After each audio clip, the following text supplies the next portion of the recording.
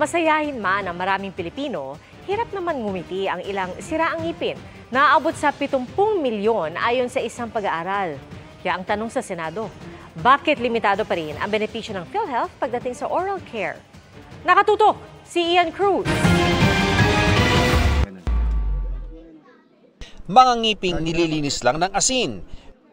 Meron pa ngang gumagamit lang ng buhangin.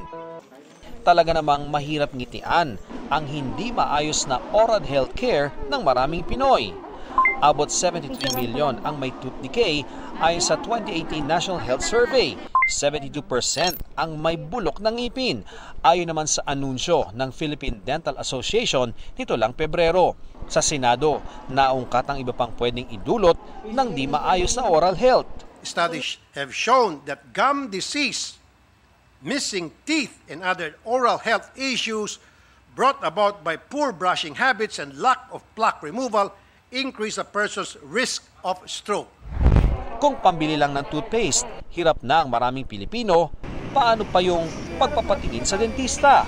Kaya sa pagdalakay sa pag-amyenda ng Universal Healthcare Law sa sesyon ng Senado, kinwestiyon kung bakit sa halos 30 taon ng PhilHealth hindi pa rin kasama ng lubusan ang oral care benefits. Can we get an explanation? Bakit? Isn't that part of the overall health of the Filipino, Mr. President? Lumabas na limitado pa ang oral care benefits ng PhilHealth benefits. Limited surgeries lang po tulad ng tooth extraction o cleft lip o cleft palate surgeries. Hindi po kasama mga surgeries sa private dental clinics at hindi po kasama ang basic oral health care services.